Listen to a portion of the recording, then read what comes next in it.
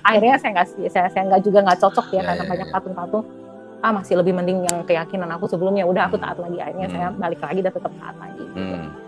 Tapi ketika saya udah baca Al-Quran, baca Al-Fatihah, saya ketemu nih, maksudnya, oh ternyata tuh yang ini yang saya cari, maksudnya yang benar-benar fix gitu loh, nggak ngebingungin. Dan ini nih, saya malah merasa gini kok, sebenarnya ini Tuhan yang saya sembah nih, tapi tanpa harus saya bingung, saya mau harus ngapain, harus nyebut siapa, dan saya harus ngomong apa. Kadang dulu kok, karena saya lagi banyak masalah, saya berdoa nggak tahu saya ngomong apa, muter katanya. jadi berdoanya ke siapa gitu? Sungguh sampai minta ampun sama Tuhan. Aduh kok saya kayak ngomong sama temen gitu ya. Assalamualaikum warahmatullahi wabarakatuh. Apa kabarnya Sobat FH di mana saja berada? Semoga dalam keadaan baik, bahagia, selalu sehat, penuh kesuksesan. Ayo channelnya di subscribe, like, komen agar menjadi nilai kebaikan dan mendukung dakwah memancarkan cahaya petunjuk Allah, menambah literasi, menguatkan keimanan dan ketakwaan kita, serta menjaga diri kita, keluarga kita, dan masyarakat kaum muslimin daripada pemurtadan. Mari kita simak bersama Donditan. Bu siapa namanya? Saya mau manggilnya bingung jadi. Saya dengan Citra kok. Citra, oh asli Bali. Saya asli Bali. Kalau nama lengkapnya Nimade Ayu Citraning Artadi. Oh, aduh. Orang Bali. Bali asli itu ya? Bali asli. Orang Bali, saya aslinya Canggu. Daerahnya Canggu namanya. Canggu. Tapi besarnya di Denpasar. Kok di Canggu itu penduduk aslinya itu kebanyakan Kristen. Oh, malah Kristen. Kristen Protestan. Oh, jadi sebagian besar. Hampir 70% deh. Oh gitu Canggu ya. itu. Dari nenek moyang udah. Kristen. Protestan banyak. Protestan banyak. Protestan Katolik ya hampir imbang lah. Canggu, Boduk, Padang Tawang, Legian kayak gitu itu banyak kan Kristen. Dari leluhur. Dari leluhur. Jadi kalau di sana gereja itu arsitekturnya tuh arsitektur Bali. Oh. Bahkan kalau waktu saya kecil dulu, kalau Natal itu kita masang itu penjor di depan. Cuman nggak ada bantennya. Ada dia cuma hiasan-hiasan aja gitu. Tapi kalau hari raya tuh penjor di depan. Tapi Mbak Citra ini asli orang Bali. Asli orang Bali. Cuman Kristen gitu. Kristen dari leluhur. Oh, baru tahu saya. Baru tahu. Jadi unik kan? Sama seperti waktu itu saya kedatangan tamu, Pak. Orang Arab, tapi Kristen. Saya bilang Arab Kristen sebenarnya. Ternyata ada perkawinan silang gitu lah. Iya. Ada sih kalau itu. Kalau ini saya baru dengar orang Bali asli tapi Kristen. Dari leluhur. Tapi pasti kan juga dulu memang sudah ada perpindahan lah ya. Jadi, kalau orang-orang yang ke Bali sebenarnya kan yang dari Mataram itu kan orang-orang Hindu semua sebenarnya kan. Baru mungkin Kristen masuk, Islam masuk, baru ada yang pindah gitu ya mungkin. Enggak. Dulu awal mulanya Kristen, orang Bali Kristen tuh ada penginjilan. Penginjilannya itu di negara namanya, di mana tempat rumahnya kita tuh, di mana namanya? Di sana tuh. Di negara tuh apa namanya desanya? Lupa saya. Lupa namanya. Itu tempat penginjilan pertama Kristen. Jadi disitulah awal mulanya orang-orang Bali itu beragama Kristen. Di situ ada Gua Maria juga di situ. Blimbing Sari namanya. Blimbing Sari. Ya, Blimbing Sari. Akhirnya dari situ menyebarlah pengajaran-pengajaran Kristen. Akhirnya banyaklah jadinya orang Bali asli beragama Kristen gitu asal muasalnya. Tahun berapa tuh Kristen masuk sana ya? Wah, itu saya kurang tahu itu. Udah lama kok. Tempat ini kali. Jadi kakek nenek saya yang dari bapak itu asli Bali dua-dua Kristen juga. Iya. Nah, terus apa nih yang bisa saya bantu nih? Nah, mungkin Bu ini mau curhat lah sama aku Dodi gitu kira-kira. Tapi dia mau dengerin curhat Gitu loh. Kenapa bisa sampai malam gitu loh kok? Nah, itu dia yang saya pengen sebenarnya itu. Apa cuma gara-gara Pak Yoni apa? Nah, karena kan semua berspekulasi seperti itu. Gini kok. Saya kalau di Denpasar ya, kalau dibilang terkenal juga enggak, tapi kalau dibilang banyak yang tahu juga cukup banyak. Jadi kadang-kadang itu kehidupan pribadi saya tuh jadi trending topik di antara saat ini jadi trending topik. Oh gitu. Iya, itu. Karena kemualafannya atau karena usahanya atau karena apa? Kemualafannya. Ya, gitu. Kalau dari orang tua, ayah saya itu salah satu dulu penasehat gereja GKPB. Apa namanya? GKPB, Gereja Kristen Protestan Bali. Oke. Kalau Iya, di iya, Jawa iya. kan GKJ tuh. Mm-mm. Nah, itu udah almarhum Bapak. Berarti kebaktiannya pakai bahasa Bali? Enggak, dulu bahasa Bali zaman Hmm. dulu, tapi lama-lama berubah bahasa Bahasa Indonesia, Indonesia. gitu. Sekarang bahasa Indonesia semua, gitu. Gitu. Terus itu kalau dari orang tua itu. Kalau dari segi usaha, mungkin saya tuh aktifnya di Kadin juga aktif, Kadin. ya. Di DPD RE juga saya aktif, di kepengurusan IMI Ikatan Motor Indonesia di bawah Haji Krisna. Waduh, anak motor.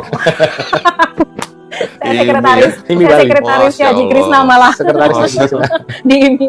Iya. Jadi cukup Oh. apapun story tentang saya itu jadi Iya. jadi trending gitu. Tahun berapa Mbak Citra? Untuk Syahadat- apanya nih? syahadat. Syahadat saya baru 4 bulan ya? Bulan Januari. Baru tahun ini? Tahun ini. Masya Allah, alhamdulillah. Iya. Di Bali. Di Bali. Oke. Di tempat yang kecil, Mm-mm. tapi saya ngerasa tuh seneng banget gitu. Di pantai Bener-bener. terpencil gitu? Bukan, Oh, di bukan. kampung. Oh, di kampung. Dipaksa sama Pak Yoni nggak Pak? Enggak. Oh, enggak. Dirayu nggak Pak? Oh, enggak juga. Nggak ada paksaan Pak ya? Nggak ada Gitu ya? paksaan. Alhamdulillah. Ya, Terus? gitu. Jadi sekarang tuh emang jadi, karena waktu dari Januari sampai dengan sebelum umroh saya nggak pernah posting apapun. Tapi pas after umroh itu pas lebaran ya saya mulai posting-posting Jadi orang tentang pada kaget ya mungkin. saya tentang bulan Ramadan apa, tapi orang masih berpikir kalau Bu Citra kan memang orangnya biasa fleksibel gitu. Jadi saya pakai kerudung pun dipikir cuman buat menghormati atau apa gitu. Tapi ketika umroh kemarin, nah itu mereka udah mulai fix ini kayaknya dia ini udah berpindah nih. Iya. Nggak mungkin orang pansos ke Mekah gitu ya Pak ya? Iya. Sebelumnya waktu kita di mana tuh yang aku posting pakai kerudung waktu lebaran tuh sahabat lebaran atau apa-apa Di gitu. Pandaan di Iya, Pandaan. mereka berpikir cuma untuk ucapan selamat dan segala macam gitu. Ketika umroh kemarin ya sudah mulai dah. Ini fix nih, ini muslim nih sekarang. Terus gimana Bu? Jadi pada rame atau gimana? Ya, ada pro dan kontra sih. Ada kontranya juga. Itu Dari terutama keluarga? kalau dari keluarga tidak, karena kan saya udah izin dulu. Oke. Kalau dari gereja yang masa kehilangan. Oke. Karena saya juga di gereja tuh cukup aktif. Maksudnya kehilangan apa Bu? Kehilangan perpuluhan atau gimana? Kehilangan domba gemuk. Salah satunya domba gemuk kok. Oh enggak. Jadi setelah di Islam itu Hilang baru tahu perpuluhan. semua. Ya kan aku kan sempat cerita kan di TV ini kok kurang terus ya. Ya. Tapi emang itu kenyataan yang memang benar seperti itu sih gitu. Mbak Citra pernah dihubungi sama gerejanya terus didoain gitu pernah? Oh, kalau itu mereka nggak berani sih. Oh nggak berani. Karena saya sudah mengajukan surat pernyataan memeluk agama Muslim. Oh, oke. Ke gereja. Ke gereja resmi gitu. Jadi setelah itu nggak berani. Jadi tidak ada usaha untuk ini, cuman secara personal masih tetap gitu seperti itu. Berarti Mbak Citra ini dulu nggak pernah telat bayar perpuluhan kayaknya nih Pak? Enggak. Iya. Iya.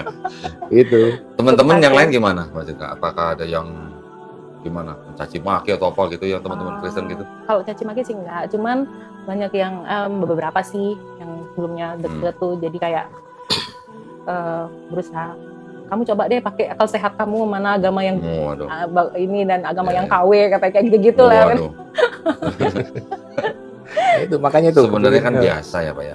Orang pindah agama itu kan biasa, dan setiap manusia kan di Indonesia kan diberi hak yang penuh untuk memilih masing-masing, kan nggak perlu nyebut agama KW lah, agama apa gitu kan nggak perlu ya sebenarnya nggak perlu. Karena kan yang dia sebut agama KW itu diakui sama negara Republik Indonesia loh. Presidennya juga dan sama. mayoritas lagi. Dan presidennya Muslim lagi. Apa dia mau bilang agama presiden KW gitu? Itu nggak perlu ya Pak ya. Nggak perlu seharusnya seperti itu. Nah, tapi yang pengen saya dengar sebenarnya dari Mbak Citra nih, alasan utamanya apa kok berpindah bisa ke Islam gitu? Kalau bukan gara-gara Pak Yoni gitu maksudnya. Oh gitu. Mungkin kalau cerita mualaf saya mungkin tidak semenarik mualaf yang lain ya. Jangan salah Mbak, jangan salah ya. Cerita apapun ketika orang menjemput hidayah, walaupun mungkin kelihatan tidak menarik, tapi sebenarnya itu adalah kan hadiah. Iya betul. Itu hadiah loh dari Allah Taala. Benar saya sendiri. Jangan bilang nggak menarik loh. Kalau ceritanya nggak menarik, tapi harus sebetulnya sih lebih menarik. Itu tetap harus disyukuri. Iya. Dari saya pribadi saya mensyukuri. Saya berpikir gini, setiap orang pasti ada door openernya dia untuk memilih berpindah ke keyakinan yang lain gitu. Saya ini single parent 6 tahun. Oke. Harusnya Kristen kan nggak boleh bercerai. Ya. Tapi, apa yang sudah dipersatukan Allah tidak boleh diceraikan manusia gitu ya. Betul. Dan ketika saya berusaha bertahan waktu itu hampir 13 tahun saya bertahan supaya tidak cerai tapi nggak bisa. Akhirnya daripada menyakiti diri, mau tidak mau cerai. Ada KDRT nggak, Bu? KDRT nggak ada. Terus setelah itu saya kayak ngebatin dalam hati, saya nggak mau nikah lagi, karena nggak boleh di Kristen. Karena kalau yang laki masih hidup, setahu saya nih, itu termasuk zina. Iya, betul. Jadi kan saya takut gitu. Berarti saya ini nggak akan nikah nih seumur hidup gitu. Pokoknya kalau ada KDRT, istri sampai hitam lebam biru, nggak boleh cerai katanya. Nggak boleh cerai. Kalau sampai cerai, menikah lagi berarti zina. Iya, itu. Itu akhirnya saya seperti itu, selama 6 tahun saya single parent, full untuk anak-anak, 100% tanggung jawab di saya. Dan sekarang anak-anak udah gede. Yang pertama udah dokter gigi. Oh, alhamdulillah. Iya. Gimana, Bu? Di Denpasar? Denpasar. Waduh. Yang kedua di SMA gitu. Nah, itu di SMA? SMA kemarin nih SMA Kristen, sekarang mau pindah. Oh, udah pindah. Mau pindah, sedang proses. Anak-anak sekarang gimana? Mohon maaf, saya penasaran. Anak-anak ikut langkah ibunya atau masih di Kristen? Nah, anak saya yang paling kecil itu dia mualaf atas kemauan sendiri. Alhamdulillah. Usia berapa tuh, Bu? Usia 15 tahun. 15 tahun. Oh, Masya Allah. Saya aja sampai nangis waktu dia bilang dia mualaf, padahal saya nggak pernah dorong mereka berdua. Sedangkan cetinya dia masih Kristen gitu. Yang 5 masih Kristen? Yang nomor 1. Yang nomor 1. Yang 5-5-nya udah Muslim semua? Kok 52 anak saya? Tadi 6 tahun, sorry saya pikir 6 anak. 6 tahun single parent, 2 anak. 6 tahun single parent, 2 anak, anak saya cewek-cewek gitu. Yang kecil sudah masuk Islam, kakaknya belum. Iya, jadi saya 6 tahun tuh fokus kerja aja, pengalihannya tuh pokoknya kalau nggak kerja komunitas mobil apa, jadi bener-bener ada pulang sampai saya tuh kelelahan kayaknya gitu. Terus punya teman cerita juga terbatas kan gitu. Tapi apa namanya? Oh ya, saya sempat deket juga sama orang Kristen nih, tapi udah punya istri kok. Nah, saya pikir kan nggak bagus ya kayak gini gitu. Saya perlu teman cerita, tapi nggak apa namanya malah nggak bagus kayak gitu. Akhirnya saya stop. Nah, ini nyakitin orang, apalagi istrinya sakit kan, dia di Jakarta waktu itu. Saya nggak mau. Terus habis itu saya kembali lagi sendiri, nggak fokus ke sana, cuman tidak dipungkiri sebagai manusia dan mungkin di masih usia 40 tahunan ini saya masih perlu teman cerita gitu. Nah, akhirnya saya ketemu sama Pak Yoni nih. Kebetulan dia teman saya nih dari 2018. Teman motor, bukan? Teman mobil. Teman mobil, tapi nggak tertarik dulu, biasa aja. Muslim gitu ya. Nggak masuk hitungan gitu ya. Poligami. Oh, poligami. Beneran kok. Iya. Aku takut sekali kok. Memang masih banyak orang punya stigma begitu. Itu yang paling saya takutin kok, poligaminya itu. Nah, itu. Terus akhirnya nggak tahu deket sama dia, ngobrol apa nyambung. Cuman saya berpikir ini kalau diseriusin kita nggak bisa nih dua agama. Saya cari-cari dulu. Saya sebelum melangkah untuk lebih serius deket sama Pak Yoni, kita kan udah dewasa nih. Apa-apa kan harus di planning, apalagi udah ada anak gitu kan. Saya deket. Pak Yoni juga statusnya waktu itu cerai. Udah cerai, udah clear semua dua-dua. Satu. Nah, yang membuat saya tertarik kan karena dia udah cerai nih, udah single. Kan kalau di Kristen kan jarang ya udah single, susah nyari kan gitu. Terus adanya suami orang, ntar dosa lagi kan gitu ya. Enggak lah, Mbak Citra lah, dunia nggak selebar gaun kelok lah. Kok tapi dunia saya sempit kok. Gitu ya, apalagi Bali lagi ya. Nah, itu ceritanya. Jadi wah ini dia clear nih, single gitu, terus ngobrolnya nyambung ya. Istilahnya nggak terlalu banyak hambatan gitu. Tapi sebelum melangkah lebih lanjut, saya mau cari tahu nih. Kita mau saya bawa kemana? Saya kan karena kebiasaan saya orangnya mandiri dari dulu, jadi saya gali-gali sendiri. Saya tanya ke Pak Pendeta, Dengan info kalau pernikahan kedua itu tidak diberkati di gereja, hanya peneguhan aja. Padahal saya ini orangnya kan over pede kadang-kadang. Saya ini mau narik dia ke Kristen awalnya, tapi masih di dalam hati aja kok. Oh gitu, baru ngaku sekarang tadi. Iya, baru ngaku tadi. Oh, baru ngaku tadi. Sebelumnya nggak ngaku? Nggak ngaku. Gitu, iya. Maunya dia saya tarik ke Kristen gitu. Apa kemarin teman saya bilang, kalau keceplosan tuh bahasa Sundanya apa ya? Keceletot apa gitu. Oh gitu, terus? Saya waktu itu udah tanya-tanya, nggak diberkati ya, cuma diteguhkan gitu. Berarti nggak sah di mata Tuhan dong, menurut saya. Terus habis itu, karena Pak Pendeta tuh deket sama saya, dulu di organisasi gereja kok, status cerai hidup nggak boleh jadi pengurus di gereja, nggak boleh jadi majelis. Tapi ketika saya masuk, diubah aturan itu. Per tahun lalu dirubah, cerai hidup boleh jadi majelis. terjadilah gini apa? Ada pro kontra. Cerai hidup yang boleh malah. Sekarang dibolehin. Kalau dulu nggak boleh. Kalau cerai mati? Cerai mati boleh. Oke. Jadi kan meninggal itu kan berarti cerai karena dipanggil Tuhan. Kalau cerai hidup nggak boleh melayani di gereja. Dulu, sekarang boleh. Ya kemarin ini boleh. Jadi saya masuk kandidat majelis gitu. Terus dirubahkan. Majelis. Berarti duduknya paling depan ya? Dekat mimbar. Iya, dekat mimbar. Iya. Itu terus akhirnya saya diskusi sama Pak Pendeta. Terus ini Pak Pendeta terakhir bilang, tapi kalau mau diadakan di gereja boleh kok Bu, nanti kita adakan di gereja aja kalau memang Ibu ada gini. Enggak sih, saya mau tanya-tanya dulu, calon belum ada kayak gitu. Cuma mau info aja gitu. Cuman saya waktu itu masih nggak seret. Berarti ini bukan dari apa? Tuhan, tapi aturan gereja yang dirubah-rubah gitu loh. Buat apa saya nikah tapi pernikahan pertama saya udah gagal. Saya nggak mau dong yang kedua ini abal-abal gitu. Saya maunya yang clear di mata Tuhan dan juga di secara negara ya, negara juga clear. Tapi yang pernikahan pertama Ibu sudah keluar akte cerai? Udah keluar akte cerai, udah. Terus habis itu saya nggak srek nih, saya nggak srek kalau tidak diberkati. Akhirnya itu saya cari-cari info di Muslim, pernikahan kedua itu diberkati, ya. Diberkati apa dan namanya Islamnya itu namanya apa? Maklum. Dari sebelah soalnya Pak. Belum familiar. Lompat pagar kayaknya. Enggak. Lo kan memang sudah lompat pagar sekarang. Istilah kita bukan diberkati, akad nikah. Iya, di akad nikah. Dan itu secara agama, secara Tuhan kan sah. Ya. Secara negara juga dapat diurus sehingga menjadi sah, kan gitu. Ya. Yang kedua. Nah, ada nih jalannya yang sesuai dengan ketuhanannya itu sesuai gitu. Tapi saya gimana ya kalau masuk Muslim gitu?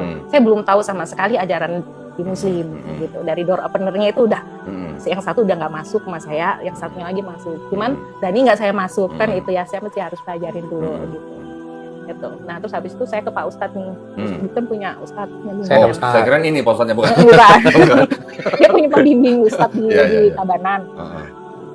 Akhirnya tuh saya cerita, saya bilang, Pak Ustadz saya awalnya udah nggak mau nikah, tapi saya perlu teman, anak-anak saya udah gede, nanti masa tua saya kan umur 50 baru cari-cari kan juga belum tentu dapat nih, mumpung ada kan yang clear gitu. Lanjut.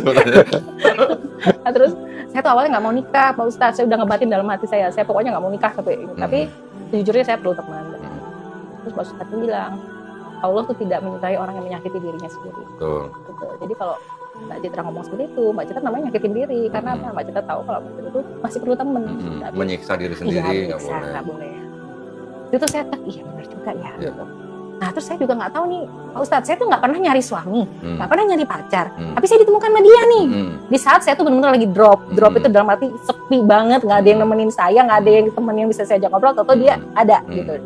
Dia tiba-tiba datang. Dan dia bukan orang baru, orang lama gitu. Oh, kenalnya udah lama? Kenalnya udah lama. Oh, deketnya aja baru. Deketnya aja baru gitu. Terus habis itu sebelum-sebelumnya nggak peduli gitu. Nggak dilirik lah gitu lah. Nggak dilirik gitu ya. Saya juga nggak ngelirik juga. Ngomongnya ke bawah.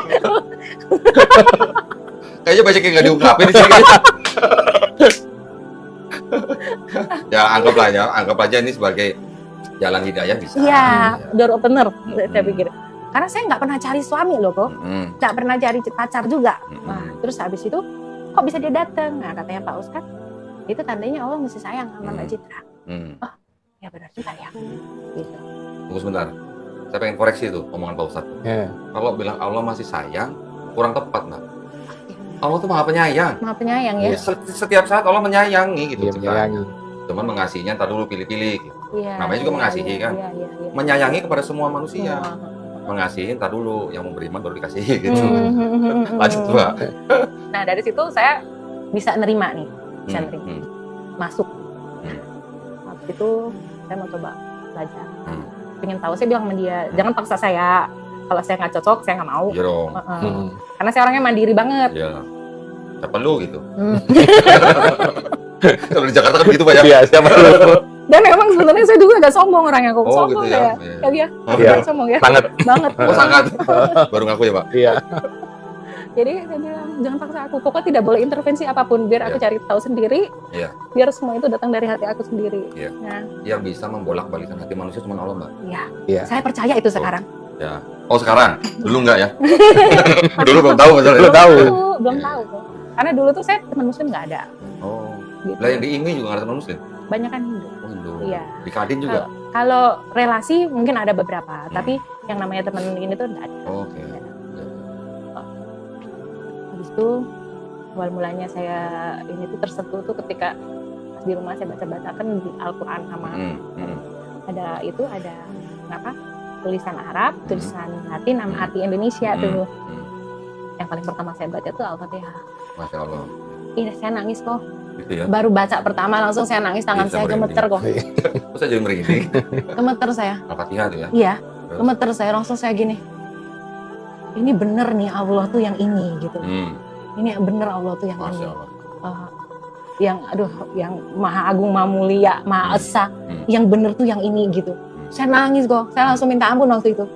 Saya salah sama ini karena sama perjalanan saya dari remaja sampai pemuda sampai saya menikah pun ada beberapa pertanyaan yang menurut saya itu mengganjal, tapi saya nggak tahu harus tanya kemana, dan buat saya buat apa sih nanya-nanya kayak begini, kita juga saya juga nggak ada pilihan lain kan gitu, apalagi dari keluarga, apalagi bapak kan udah senior gereja segala macam, udahlah ikut aja gitu, yang penting masuk surga kan gitu. Surga yang mana?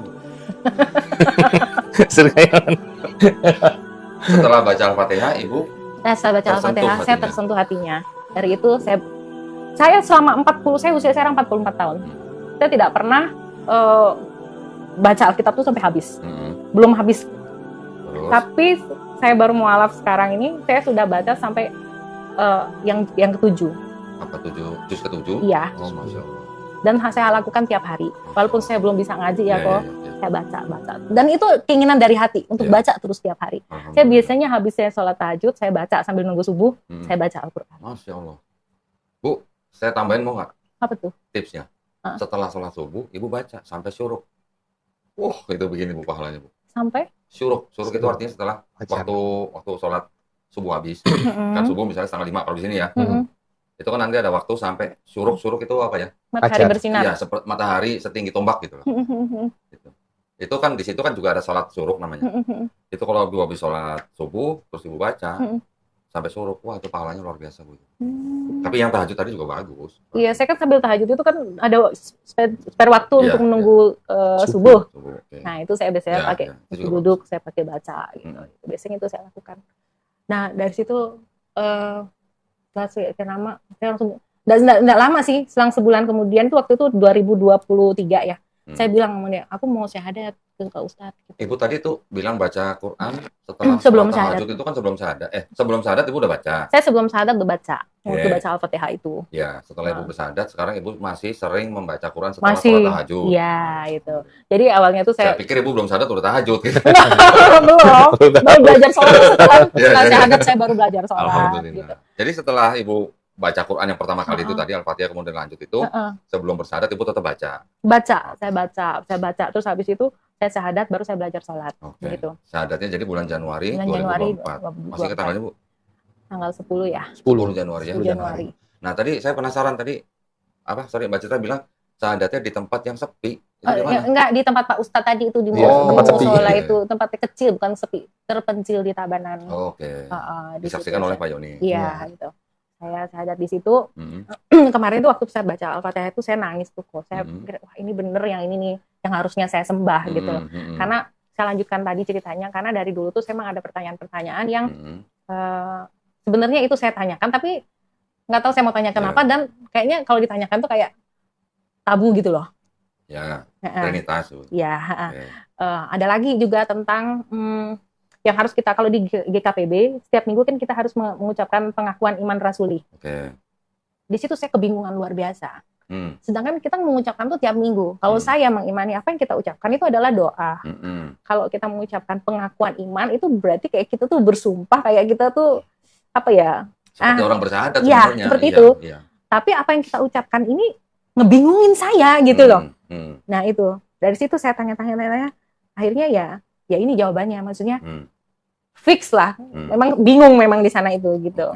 Kalau di sebelumnya kan Trinitas itu kan 3 adalah 1. Tapi sedangkan di pengakuan Imam Rasul itu tergambar itu bukan 1. Esa. Bukan 1, malah 2 malah. Oh 2. Roh Kudusnya mana? 3 malah. Oh 3. 3 sosok terpisah. Oke. Iya, itu yang saya tangkap ya. Betul. Itu yang saya tangkap. Betul. Gitu. 3 sosok terpisah. Sedangkan di gereja kita diajarkan itu adalah 1. Terpisahnya maksudnya pribadinya kali Bu. Pribadinya terpisah, tetapi hakikatnya 1. Itu pemahaman Trinitas. Jadi Yesus bukan Bapa, Bapa bukan Roh Kudus bukan Yesus. Tapi ketiganya adalah Tuhan gitu. Bapa Maha Kuasa, Yesus Maha Kuasa, Roh Kudus Maha Kuasa, tapi bukan 3 Maha Kuasa, tapi 1 Maha Kuasa. Bapa Tuhan, Roh Kudus Tuhan, Yesus Tuhan, tapi bukan 3 Tuhan, tapi 1 Tuhan. Iya. Nah, puyeng-puyeng gitu. Kalah sama dengan Yesus. Yes, Tuhannya siapa itu? Nah, tapi gini Bu, Ibu pernah nggak dengar Pak Pendeta atau orang mungkin pemuka gereja ngomong bahwa Trinitas itu memang misteri? Gitu. Pernah dengar nggak? Kalau misteri saya nggak pernah sih dibilang kayak gitu. Cuman ya kayak tidak bisa dilogikakan gitu ya, memang iya sih gitu. Kenapa saya bilang begitu? Karena memang kemisterian daripada Trinitas itu memang adalah penerus daripada agama-agama misteri sebelumnya. Yang disebut dengan agama-agama misteri sebelumnya itu mulai dari misalnya di Babilonia itu ada Namrus, Tamrus, Semiramis. Ini juga Trinitas Bu. Trinitas pertama nih, 2000 tahun sebelum Yesus sudah ada Trinitas ini. Gitu. Nanti di Persia juga ada lagi Ahura Mazda dan segala macam nama-nama dewanya. Nanti di Sumeria juga ada. Di Mesir juga ada. Di Mesir ada Osiris, Horus, dan Ra. Ini juga Trinitas juga. Nanti di Eropa, bahkan sampai ke Eropa Utara, ada Dewi Madonna. 1 tubuh tapi 3 muka. Nanti di India juga ada Trimurti. Ini yang disebut dengan agama-agama misteri. Yang diteruskan oleh Kristen menjadi misteri Trinitas. Mulanya ya. Makanya kalau Ibu nanya Pak Pendeta, biasanya nanti kalau yang nanya kritis, akhirnya pendeta bilang apa? Imani saja. Iya, imani. Karena bapak-bapak gereja ketika awal-awal Kristen terbentuk juga ada yang bilang bahwa Trinitas itu adalah misteri.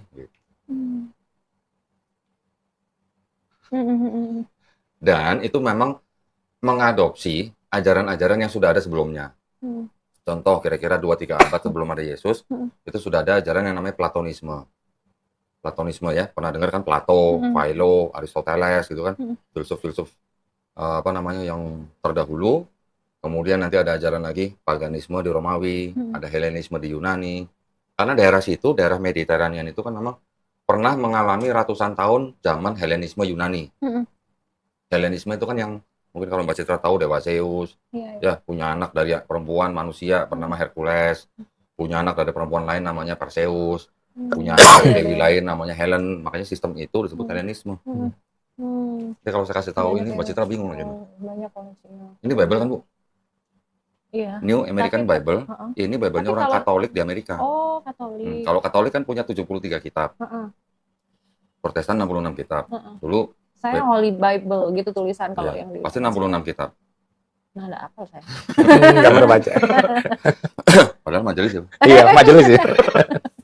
Nah ini ada John 1:1. Pasti Mbak Citra ingat lah. Pada mulanya adalah Firman. Firman itu bersama dengan Allah. Firman itu adalah Allah. Gitu. Ini ternyata adalah adopsi ini tuh. Ada tulisannya apa tuh? Kebaca nggak? Yang mana? Ini yang kuning. Kebaca nggak tuh? Hellenistic filosofi. Nah, ini mengadopsi Hellenistic filosofi. Oh gitu. Itu gini Katolik ya? Ini Katolik dan Protestan.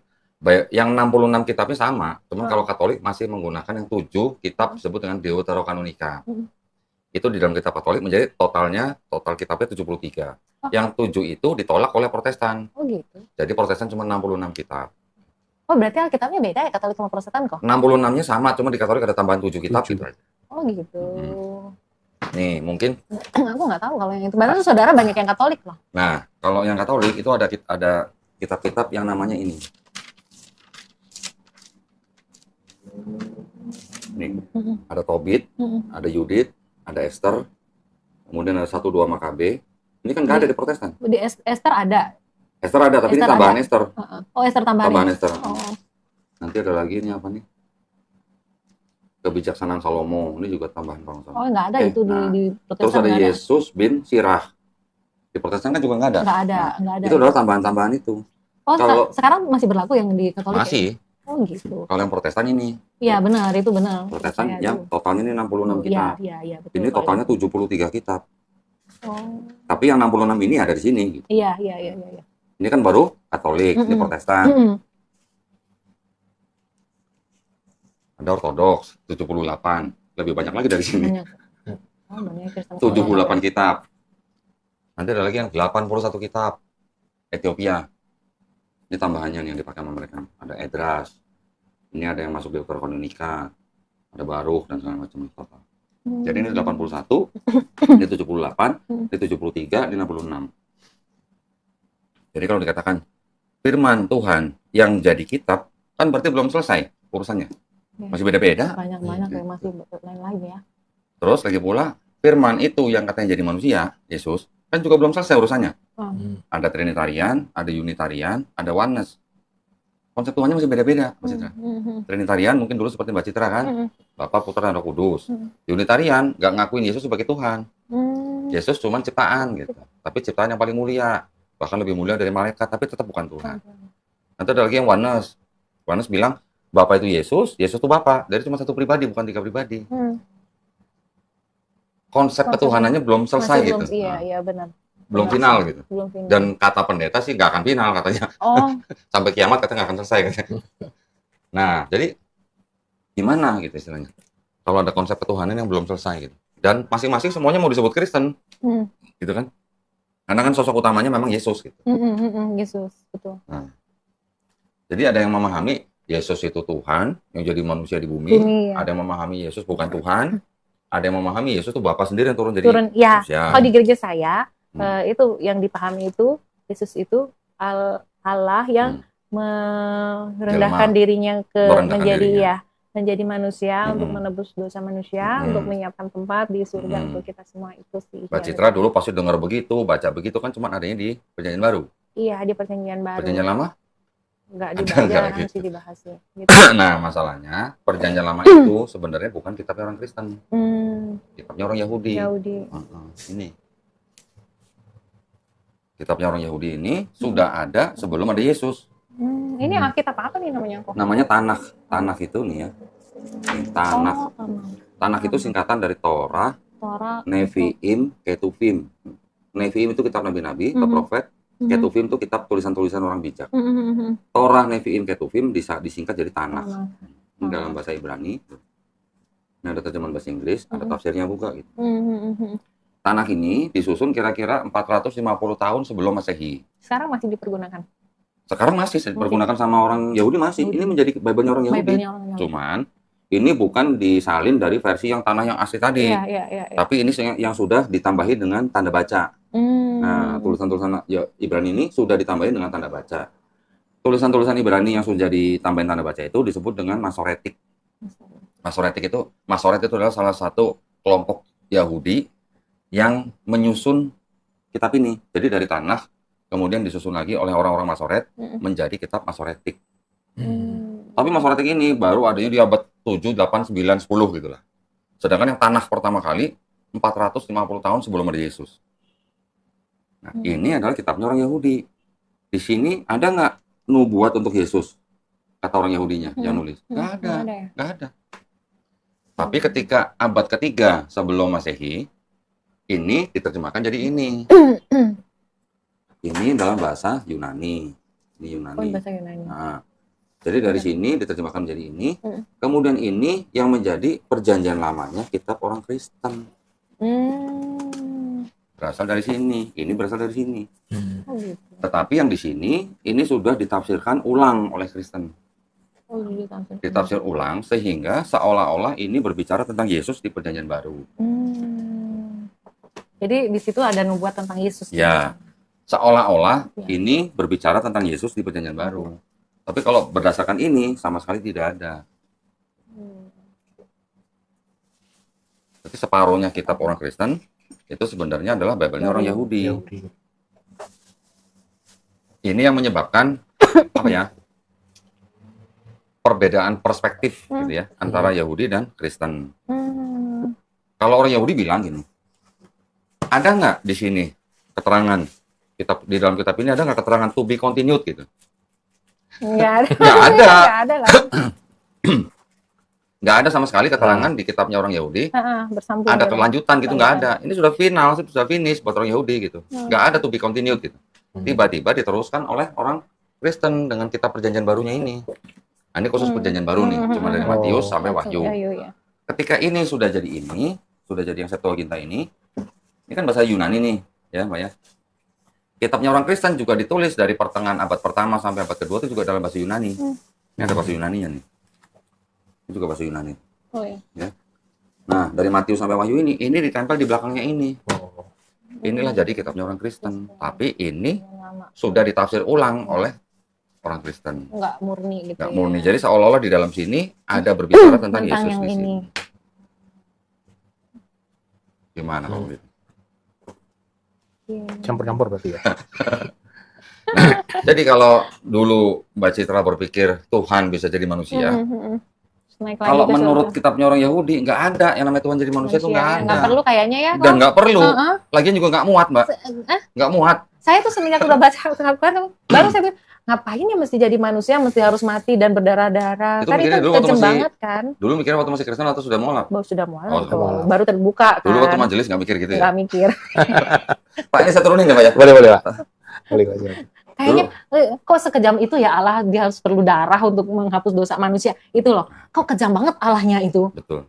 Iya kan? Lagi Sedangkan pula kalau begitu kan baru kelihatan baru apa ya? Ini maha pengampun apa enggak sih? Gitu. kayak kita aja sama anak kita nih misalnya. Nah, Salah. Diampunin kan? Masa kita harus perlu anak kita harus berkorban apa dulu gitu kalau kita maha pengasih, maha penyayang, maha pengampun kan? Nah, saya rasa nggak masuk deh gitu. Konsep penebusan dosa yang dengan dengan mati di atas kayu salib itu kan bukan ajaran Yesus. Ajarannya Paulus. Beda. Jadi di dalam perjanjian baru ini sebenarnya walaupun masih ada pesan tauhidnya, karena kan Yesus ditanya sama orang Farisi, hukum yang terutama apa? Yesus kan bilangnya kan tetap sama dengan yang di Musa katakan gitu. Hai bangsa Israel, Tuhan Allah kita, Tuhan itu Esa. Yesus yang di 4 Gospel. Tapi ketika masuk surat-surat Paulus, kalau nggak percaya Yesus itu yang sudah mati di atas kayu salib itu sebagai Tuhan dan Juru Selamat, kamu nggak akan selamat. Nah, itu ajaran Paulus. Gitu. Bukan ajaran Yesus ya. Yang mengajarkan dosa waris siapa? Kan Paulus, bukan Yesus. Sedangkan Paulus kan nggak pernah berguru sama Yesus. Di cerita ini kan nggak ada cerita Paulus berguru sama Yesus. Dosa warisnya dari mana? Dari Yesus atau dari Paulus? Gitu. Yang mengatakan dosa waris itu. Nah, sedangkan Yesus mengatakan, aku datang bukan untuk meniadakan hukum Taurat. Masih pernah dengar dong? Kalau Paulus bilangnya apa? Hukum Taurat itu sudah batal dengan matinya Yesus di atas kayu salib. Pernah baca juga dong? Kalau itu enggak sih saya. Mau nostalgia? Nggak pernah baca kalau itu. Nostalgia aja. Tapi ini untuk menguatkan, dalam arti menguatkan ya. Bukan untuk balik lagi maksudnya. Nih yang putih, yang kuning nih. Jangan pakai bismillah, Pak. Sebab dengan matinya sebagai manusia telah membatalkan hukum. Oh iya ya. Saya nggak pernah baca ini. Nah lo, dulu jadi majelis ngapain aja? Majelis. Udah dibilangin saya tuh. nggak sampai habis loh kok. Padahal umur 40 sekian. Coba deh mungkin kalau ditanya satu gereja itu berapa persen yang sudah habis baca Alkitab? Ya. Saya yakin nggak sampai 10%. Tak sampai 10% dari seluruh jemaat. Saya yakin. Mungkin 1-2 sudah baca pernah. Ya. Tetapi ketika orang membaca dari depan Kejadian sampai Wahyu, belum tentu juga dia tahu konteks atau konsep globalnya. Betul. Ya, belum tentu tahu. Mungkin cuma jadi kalau mau karena gini loh, Mbak. Karena ketika orang membaca Perjanjian Baru, yang mereka ikuti kan akhirnya kan ajaran Paulus. Paulus ini mengaku sudah pernah mendengar suara, melihat cahaya ya ketika dia sedang ke Damsyik. Menurut di sini ya. Tetapi kan dia sendiri tidak pernah belajar langsung sama Yesusnya gitu. Dan konsepnya dia atau ajarannya dia tuh tidak pernah diajarkan oleh Yesus. Gitu. Yesus bilangnya apa? Mau masuk kerajaan sorga, lu harus bertobat dan menjadi seperti anak kecil. Kan ada kali ayat itu kan, jikalau kau tidak bertobat dan menjadi seperti anak kecil ini, kamu tidak akan masuk kerajaan sorga. Tapi kalau Paulus bilangnya apa? Kalau lu nggak mengaku Yesus sebagai Tuhan dan Juru Selamat yang sudah mati di atas kayu salib itu, lu nggak bakal selamat. Nah, kan beda sebenarnya. Beda. Sebenarnya beda. Cuman itu sama gereja diramu, dijadikan satu. Gitu. Istilahnya bahwa yang diajarkan oleh Paulus ini sebenarnya ajaran yang tidak pernah diajarkan oleh Yesus. Gitu. Kira-kira menurut Mbak Citra, Yesus mengajarkan Kristen nggak? Mengajarkan Waktu jadi orang Kristen nih, pernah nggak baca ayat-ayat Yesus Mengajarkan mengajarkan Kristen. enggak, berdakwah Kristen gitu. Enggak. Pernah nggak? Lah yang disebut Kristen Paulus pertama kali bukan Yesus? Iya. Terus juga kayaknya setahu saya Kristus nggak pernah bilang sembahlah aku. Kayaknya nggak pernah dia bilang itu. Apa ada ya? Yesus bilang apa? Sembahlah Tuhan Allahmu. Iya. Kasihlah Tuhan Allahmu dengan segenap hatimu. Kayaknya nggak pernah saya baca sembahlah aku gitu. Nggak pernah. Nggak Di ada. ayat manapun. Bahkan Yesus ngakunya nabi bukan? Nabi. Nggak Kan tahu Yesus kalau bilang, itu. Iya. apa namanya? Setiap nabi dihormati di mana-mana kecuali di rumahnya sendiri. Anda pernah dengar ayat begitu? Enggak. Ada nih. Jago ya. Apa? Kalau majelis. Kalah majelis. Pengen ngobrol sama majelis. Nih, 57 yang hijau. Ini lagi ngomongin Yesus ditolak di Nazaret. Terus Yesus ngomong begitu.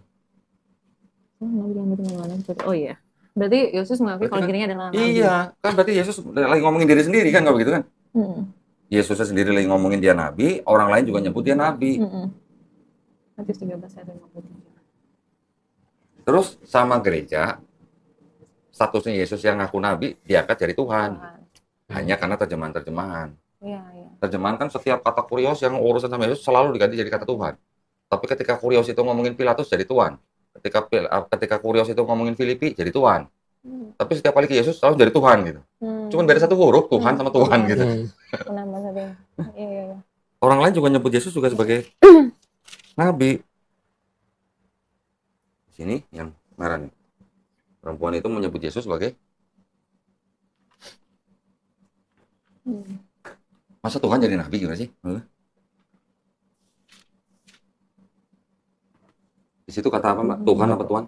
Tuhan nyata sekarang kepadaku Tuhan, bahwa ya. engkau seorang nabi. Yang ini? Kata perempuan itu kepadanya, Tuhan sekarang Kok bisa beda ya? nyata kepadaku bahwa engkau seorang Nanya dia, Pak. Jangan kayak gitu. Kok bisa beda ya? Ini tahunnya mungkin ya? Ini 2023, ini 2002, ini 1974, sorry. 1974 ini? 2023, baru tahun lalu. Tapi yang terjemahan lain yang dulu-dulu juga ada yang Tuhan. Nih. Bukan. Ya, bisa beda ya? Penerbitnya sama penerbit sama. Coba. Enggak, itu begini chapternya, coba lihat chapternya. Ini tahun 68. Chapter berapa itu? Chapter 4, beda chapter ini. Perikopnya beda. Ini tahun 68 nih, Mbak. Bilangnya apa? Ada garis. Bicara wanita itu. Tuhan nyatanya adalah seorang nabi. Tuhan. Ya, itu sih permasalahan. Tuhan seorang nabi ya. Ya. Kalau Tuhan seorang nabi kan masuk ya? Masuk. Kalau Tuhan jadi nabi gimana, Pak? Iya, nggak bisa. Nah, Mungkin LA-nya salah cetak mungkin ya. enggak. Mereka tahu permasalahannya, mereka tahu. Mereka tahu ya. Tapi memang ada permasalahan atau tujuan tertentu lah. Mungkin. Kalau yang baru nih yang tadi nih, mereka sudah menggunakan ini. Ada tambahan nih, buku keterangan. Di dalam buku ini mereka sebut bahwa penerjemahan yang dulu ini ada beberapa yang tidak sesuai dengan KBBI. Untuk yang ini mereka mengaku sudah mengikuti KBBI, mengakunya, tapi masih menggunakan kata Allah, tapi bukan sebagai nama. Saya mau ngetes Mbak Citra, boleh nggak? Udah mau alat ya? Iya, tapi ini untuk pembuktian, ini untuk pendidikan ya, untuk edukasi. Iya, edukasi. Saya pengen nanya kan majelis dulu kan. Tahu nggak bedanya Tuhan sama Allah? Tuhan sama Allah Iya, di Bible. di Bible Tahu nggak sama. bedanya? Tuh kan, sama kan? Sama. Tuhan Orang sama Kristen Allah, sama. yang bahkan seperti majelis seperti Mbak Citra, ngomongnya sih sama, Tuhan dan Allah. Padahal kalau kita baca KBBI, Mbak, beda artinya. Tuhan itu adalah sesembahan yang dipuja, diyakini sebagai Maha Kuasa. Kata Allah atau Allah itu adalah namanya Tuhan dalam bahasa Arab. Jadi Tuhan punya nama gitu. Gitu. Dalam bahasa Arab namanya adalah Allah. Jadi kalau orang Islam saya tanya nama Tuhannya siapa? Gampang jawabnya Allah. Tapi ketika saya tanya orang Kristen, nama Bapak siapa di Perjanjian Baru? Ada nggak namanya Bapak? Namanya Bapa. Kan Yesus nyebut Tuhannya Bapak. Bapak. Nggak Bapak ada. bukan nama kan? Bapak kan Tuhan. sebut apa? Allah Bapa. Yang nama mana tuh? Allah Bapak tuh yang nama yang mana? Allah Bapa. Allah. Yang nama tuh Allah. Bukan. Bukan ya? Kalau di Nah, itu Allah Bapa tulisannya. ya, Bapak itu kan seperti kayak Bapak lah. Yesus menyebut Tuhannya dengan Bapak. Bahasa Arabnya tuh Ab gitu lah ya. Tapi Bapak itu kan bukan nama, itu Bukan kan nama, sebutan. iya, sebutan ya. Pater dari bahasa Yunani pater. Bahasa Inggrisnya father, Bahasa Indonesia bapak. Apa? Di Indonesia ada bapak pakai K, ada bapak nggak pakai K. Bapak ini mungkin sebutan apa ya? Sebutannya lebih dekat gitulah ya. Bukan nama bapak itu kan. Nah, Bukan. Allah itu juga bukan nama di dalam Bible ini. Ya. Allah itu Tuhan kalau dalam Bible. Sama kan tadi Iya, bilang kan? Sekarang kalau ya, Paulus bilang begini, hanya ada satu Allah saja yaitu Bapa, hanya ada satu Tuhan saja yaitu Yesus. Nah bedanya apa tuh Tuhan sama Allah? Tuhan sama Allah. Kalau di Bible, kalau di Kristen dulu sama. Sama. Pasti menganggapnya sama. Tapi secara bahasa tuh udah beda sebenarnya. Jadi apa ya? Kalau kata pendeta, ada bilang Tuhan itu adalah Allah yang berkarya di bumi. Iya betul. Betul kan? Pernah dengar. Sebenarnya kalau dikembalikan ke KBBI itu salah kaprah. Nama dari Tuhan Yang Maha Esa itu dalam bahasa Arabnya adalah Allah. Tuhan itu udah gelar gitu. Sekarang kalau presiden atau ketua Pak Yoni gitu, ketua Yoni. Yoni kan nama orangnya. Ketuanya apa? Kan jabatannya. Nah, sama juga. Allah dan Tuhan. Tuhan itu sebutan, Allah itu harusnya nama. Namanya daripada Tuhan. Nama Tuhan itu adalah Allah. Tapi di Bible menggunakan teologi sendiri menjadi tidak sesuai dengan KBBI. Itu yang sering dipakai oleh kalangan gereja untuk mendekati orang Islam, Pak. Nah, ini loh, sama loh, kamu Allah, kita Allah, loh sama. Tapi bedanya kalau di Islam Allah nama, di Bible Allah itu sebagai sebutan. Bukan nama. Terus akhirnya waktu itu pas Mbak Citra, lanjut nih ceritanya nih, aku jadi sayang cerita nih. Mbak Citra setelah waktu itu memutuskan untuk masuk Islamnya karena melihat apanya? Nah gini, saya waktu saya cerita nih, balik lagi, waktu saya single parent itu dan mendekati single parent itu kan hidup saya tuh banyak cobaan tuh, ups and downs, segala macam permasalahan banyak gitu. Jadi saya sampai sempet tuh mempelajari Hindu, saya sempet. Karena saya sempet bener-bener down banget, ditipu orang banyak kali, berulang-ulang, saya sampai hopeless ya. Terus rumah tangga berantakan, jadi kayak udah ke gereja, tapi kok tetap kayak gini, saya mau coba deh cari jalan lain, saya sempet gitu. Jadi saya sempet belajar Hindu, karena memang ada teman yang Hindu, saya coba deh melukat yuk, kita ke sembahyang ke sini, sembahyang ke situ. Namanya kita berusaha ya, siapa tahu di sana ini gitu. Jadi saya coba, saya belajar ke Hindu. Dari situ saya tambah bingung, karena kan nggak masuk ya. Banyak yang disembah, terus apa yang mereka katakan saya nggak ngerti. Cuman sesajen saya tuh, kayaknya saya nggak masuk deh ini, nggak ketemu. Terus? Habis itu saya pernah juga masuk ke Konghucu. Oh, Konghucu pernah? Pernah, saya ikut sidang Dharma. Waduh, berarti tahu Dewa Kuan Kong dong? Sampai segitu kok. Saya mencari-cari kan namanya kadang di titik tertentu kita udah nggak tahu kita masuk kemana, kadang di situ kita cari. Betul. Karena itu kan perjalanan hidup Maya. Ke Buddha pernah juga? Konghucu itu ke Kelenteng itu. Enggak, yang Buddha pernah nggak? Kalau Buddha enggak. Belum, Kalau Buddha enggak. Saya ke yang itu sidang Dharma itu. Di situ saya disuruh berjanji untuk vegetarian segala macam. Ada tingkatan neraka tingkat keberapa gitu kan diajarin juga tuh. Terus ada patung-patung. Terus waktu itu saya disuruh maju vegetarian, saya mundur. Saya nggak berani gitu. Nggak bisa kalau nggak makan daging gitu ya? Nggak bisa. Suka babi guling waktu itu ya. Harum Pak Yodi. Harum. Apa istilahnya namanya apa? Nasi campur ya? Waduh, kan sayang itu ya. Akhirnya saya nggak cocok ya karena banyak patung-patung. Masih lebih mending yang keyakinan aku sebelumnya. Udah aku taat lagi. Akhirnya saya balik lagi dan tetap taat lagi. Gitu. Tapi ketika saya udah baca Al-Quran, baca Al-Fatihah, saya ketemu nih, maksudnya, oh ternyata tuh yang ini yang saya cari, maksudnya yang benar-benar fix gitu loh, nggak ngebingungin dan ini nih, saya malah merasa gini kok, sebenarnya ini Tuhan yang saya sembah nih, tapi tanpa harus saya bingung, saya mau harus ngapain, harus nyebut siapa, dan saya harus ngomong apa. Kadang dulu kok, karena saya lagi banyak masalah, saya berdoa nggak tahu saya ngomong apa, muter katanya. jadi berdoanya ke siapa gitu? Sungguh sampai minta ampun sama Tuhan. Jadi kok saya kayak ngomong sama temen gitu ya. Terus habis itu, karena kita kalau lagi dalam masalah, kadang-kadang masalah itu yang kita ulang-ulang ya. Berdoa tapi diulang itu, terus minta biar Tuhan tuh ngeberesin aja masalah kita terus gitu ulang-ulang terus. Terus habis itu sudah amin, masih bingung. Oke Tuhan kayak pembantu ya gitu. Disuruh-suruh ya. Jiran susah baru doa panjang sejam, doa putar-putar kata-katanya itu aja. Dan kalau apa kita tuh kayak kesusahan orang kayak kata-kata kita mau doa apa sih gitu ya. Kita memang betul kalau di Muslim juga sama kan habisnya sholat kan kita ada doa. Ada doa. Ya, Tapi kita sudah ada apa sih yang kita? Hormat lah. Iya.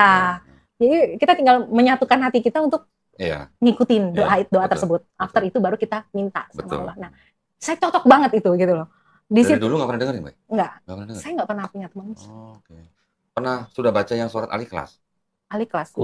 Saya cuma itu yang saya paling hafal. Hah? Oh, sama Al-Fatihah dong. Iya, sama Al-Fatihah. Yang saya paling hafal, entah kenapa saya Al-Ikhlas itu paling gampang saya ngafalin afternya Al-Fatihah. Karena dan itu luar biasa. Al-Ikhlas itu walaupun cuma 4 ayat, tapi itu sangat-sangat powerful. Sangat powerful, betul. Benar, itu sangat-sangat powerful. Powerfulnya apa? Dalam membantah keyakinan manusia yang menjadikan Tuhan sebagai manusia. Ya, betul banget. Nah, sebenarnya surat Al-Ikhlas itu, Mbak, sebenarnya ada cocoknya juga dengan Bible. Kaget ya? Kok cocok? Mau saya bukain, Mbak? Ada yang pesannya sama dengan surat Al-Ikhlas di dalam Bible, tapi yang Bible-nya orang Yahudi ya. Bukan Bible-nya yang pahamnya Kristen gitu. Maksudnya ini masih masuk ke dalam kitab-kitabnya orang Yahudi. Nah ini. Yang merah nih, Mbak. Allah bukanlah manusia. Bilangan 23:19.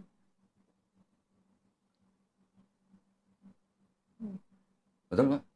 Allah bukan manusia, Allah bukan anak manusia. Kan sama dengan lam yalid wa lam yulad. Tidak diperanakan, tidak memperanakan. Kan sama.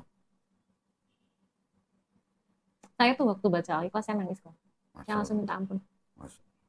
Benar waktu itu. Nanti ada lagi nih, Mbak, yang sama dengan surat Al-Ikhlas nih.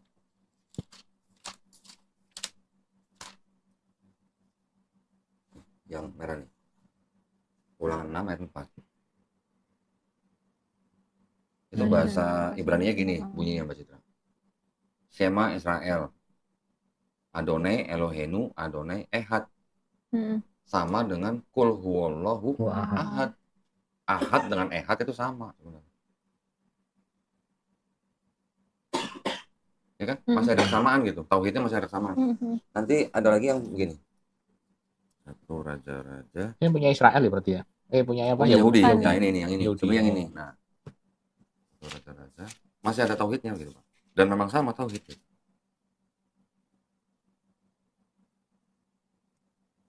Yang ayat 27 nih, Mbak Citra. Ini buat menguatkan kita aja. Tapi benarkah Allah hendak diam di atas bumi sesungguhnya pun tidak dapat menguat engkau.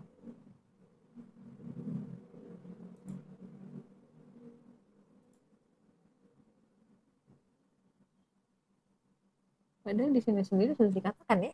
Jelas kan, Mbak? Jelas kan? Ya? Bisa baca ini. Takut baca, takut ditonton sama teman gerejanya kali. Oh, dia tahu misalnya spy saya. Nih kan, bunyinya kan begini. 1 Raja-Raja 8:27. Tetapi benarkah Allah hendak diam di atas bumi? Sesungguhnya langit, bahkan langit yang mengatasi segala langit pun tidak dapat memuat engkau. Terlebih lagi rumah yang kudirikan ini. Kan Mbak Citra pasti sering dengar kan orang Islam bilang apa? Allahu Akbar. Akbar itu besar. Jadi Allah maha besar. Bagaimana ceritanya yang maha besar ini bisa masuk ke dalam manusia gitu. Bumi aja nggak muat, langit aja nggak muat. Langit yang mengatasi segala langit aja nggak muat. Terus bisa ke bumi itu gimana ceritanya gitu? Bukan berarti merendahkan diri. Bukan berarti ini ya Allah SWT yang maha besar itu harus berupa fisik. Bukan, tetapi kan yaelah kita nih apa sih? Segede apa sih gitu ya? Sedangkan ada hadis begini, Mbak Citra. Besarnya bumi dibandingkan dengan langit pertama, itu seperti cincin dibuang di padang pasir. Ya, ini hadis sahih. Besarnya bumi dibandingkan dengan langit pertama, seperti cincin dibuang di padang pasir. Oke. Bisa dilihat nggak cincin di padang pasir? Dilempar. Bisa nggak dilihat? Nggak bisa, kan?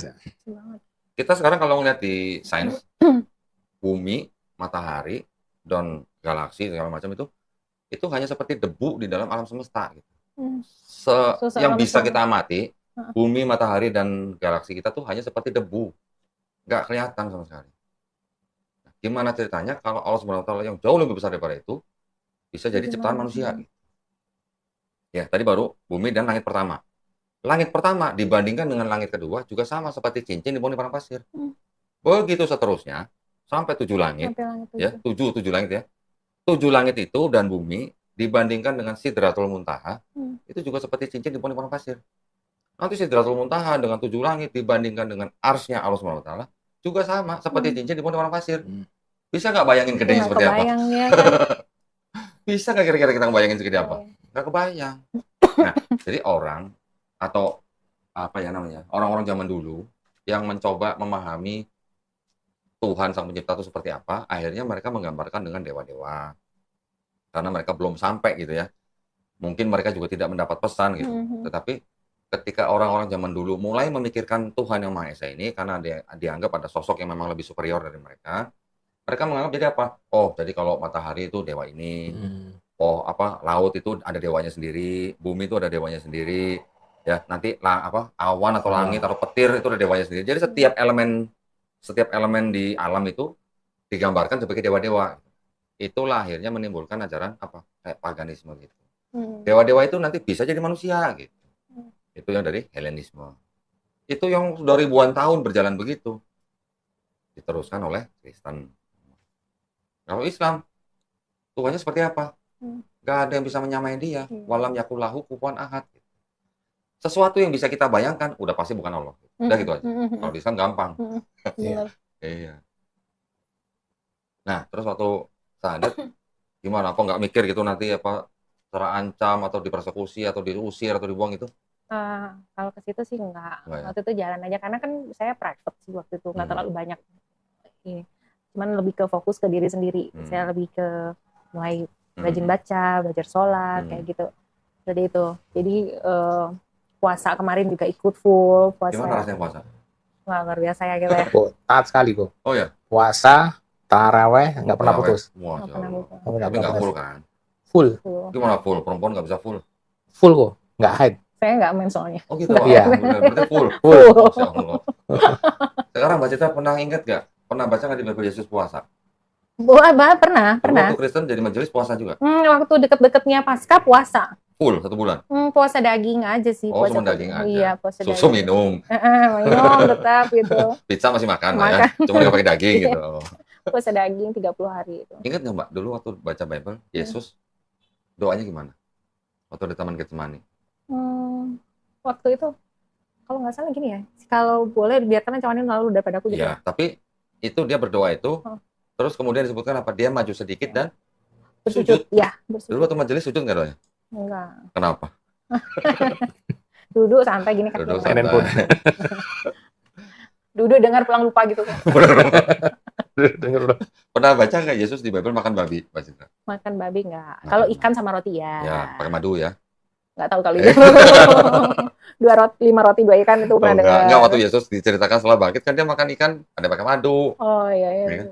Terus waktu di Bible juga kan diceritakan ketika Yesus mati katanya, ya entah siapa yang mati itu ya, itu di kafani gitu kan. Di gereja kalau ada yang meninggal di kafani apa masuk peti? Nggak pakai jas, masuk peti, pakai sepatu gitu. Kok nggak di kafani kayak Yesus ya? Iya itu saya juga nggak tahu ya. Nah, gitu. Jadi sebenarnya kan mudah kita ngamatin. Sekarang umat beragama apa yang mati di kafani, yang puasa, yang sunat, yang doanya sujud, yang nggak makan babi? Ini umat beragama apa? Kalau baca Bible gitu. Iya. Apakah Kristen? Enggak. Bukan. Malah Islam. Islam yang melaksanakan. Berarti kan kita ngikutin Yesus di sini. Iya, benar. Nah, sekarang pertanyaannya adalah orang Kristen ngikutin Paulus atau dalam tanda kutip gereja atau ngikutin Yesus gitu. Karena Yesus tidak pernah mengajarkan kekristenan. Yesus tidak pernah membawa ajaran kekristenan. Yang bawa ajaran Kristen adalah Paulus dan gereja. Kalau secara pertumbuhan spiritual sih kok kalau di yang saya rasakan selama ini di GKPB itu ya sangat minim sekali. Bahkan saya cenderung kasihan lah sama terutama ibu saya, karena ibu saya masih ada ya. Kalau dari spiritualnya kurang banget. Jadi di sana lebih mengutamakan organisasinya. Oke. Tunggu sebentar. Di gerejanya Mbak Citra dulu kalau kebaktian gimana sih? Kebaktiannya puji-pujian kan? Puji-pujian. Ada apa tepuk tangan?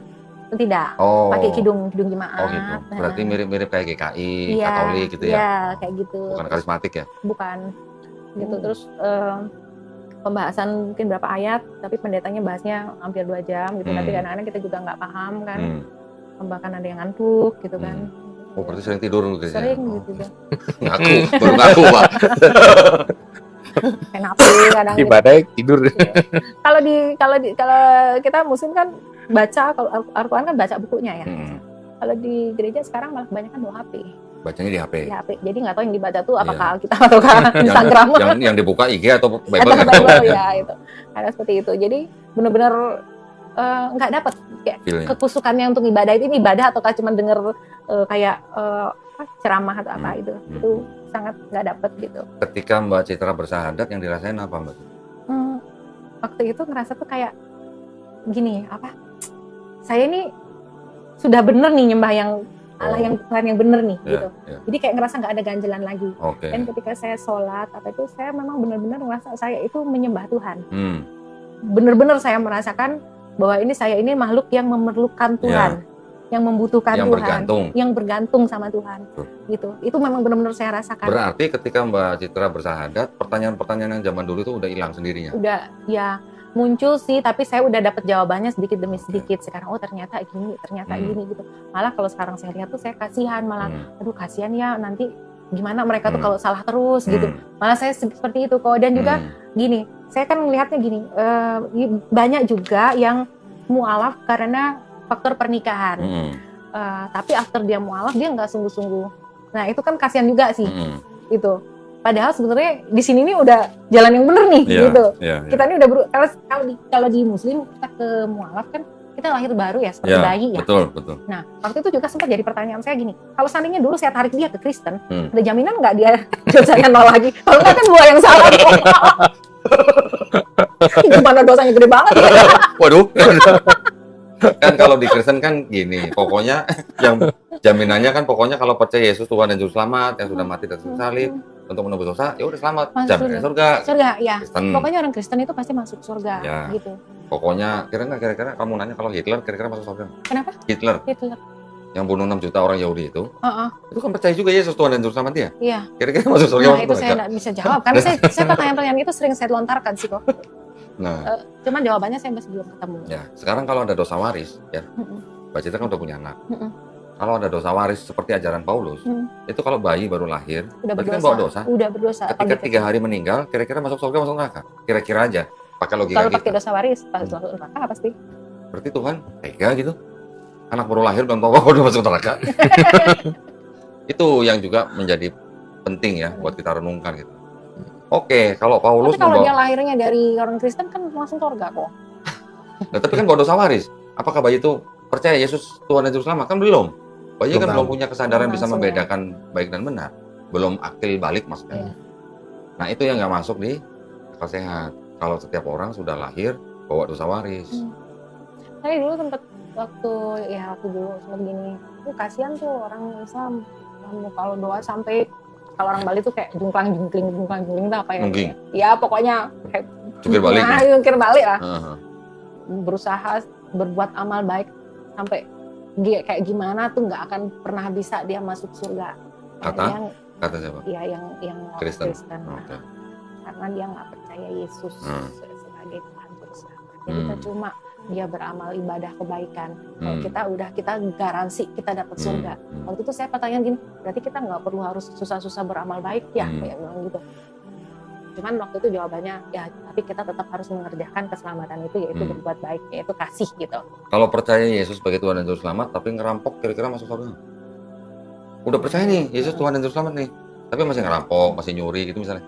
Kira-kira kalau di Kristen mungkin masuk surga, mungkin ya. Mungkin. Oh iya, kalau mengimani kan dia pasti masuk surga itu. Jadi sebenarnya kan gini, konsep keselamatan mau di Kristen mau di Islam sebenarnya kan tetap kondisional.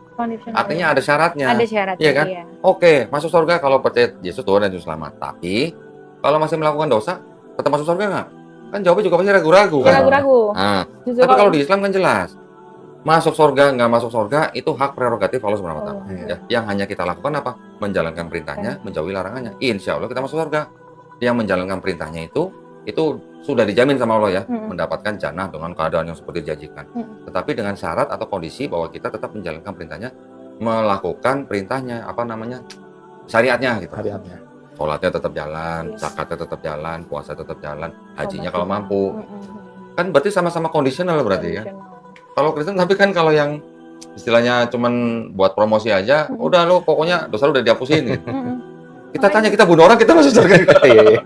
Makanya itu yang membuat kayak haus akan spiritual yang lebih dalam lagi tuh nggak terlalu kalau di sini. Iya. Jadi karena sudah ada jaminan masuk surga ya. Iya. Jadi yang diikutin adalah keorganisasian gerejanya yang lebih banyak daripada penyembahan hubungan dengan Tuhannya. Itu sih yang saya rasakan. Betul. Gitu. Betul. Jadi saya bersyukur sekali sih di usia pertengahan ya. Alhamdulillah. Alhamdulillah ya. Masih dikasih kesempatan ya. Masih dikasih kesempatan. Oh, menyembah yang benar-benar gitu loh. Iya, yang sebenarnya gitu. Dan saya tuh bersyukur banget. Bulan depan ya, Juni. Mau diundang ke mana? Kendari saya. Oh, Kendari. Ada kegiatan kayak tablik akbar gitu. Rame tuh kayaknya tuh. Mbak Citra sama aku ya? Ya silakan kok. Kapan ke Bali diinfo? Ini sebentar lagi mungkin Bali ngajak lama. Iya. Ntar saya mampir ya kayaknya. Iya, kontak aja Bu. Kalau memang ada usulan tempat untuk apa? Saya akan siapkan satu ruko. Itu posisinya benar-benar prime banget. Di mana Mbak? Di dekat kantor gubernur. Utuh. Pusat kota. Pusat kota. Keren amat. Pusat kota. Di Renon. Nanti kalau memang insya Allah saya ke Bali, saya nanti mampir. Nanti saya buatkan video dokumentasi, saya kirim ke pengurus pusat supaya dibentuk. Ya, kota Bali ya. Iya. Soalnya nanti gini, Mbak Citra, biasanya kalau ada wilayah baru, nanti kita perlu memberikan ini pelatihan. Ya. Pelatihan tentang konsep kejamaahan Yayasan Pembina Mualafat Tauhid ini. Itu penting, soalnya kita sering mendengar lah ya, yayasan kan nanti ada yang gini-gini gitu lah. Nah, kalau di kita tuh kita jaga dengan konsep kejamaahan itu. Gitu, Pak. Supaya orang sistem komandonya tuh satu jalur, kembalinya juga satu jalur gitu, jangan kebanyakan jalur gitu, yang sering menimbulkan perpecahan dan salah pahaman. Iya. Betul banget. Insya Allah ya, Mbak ya, nanti saya kabari ya, kalau Iya, Mbak Bali ya. Alhamdulillah, mualaf langsung berjuang berarti.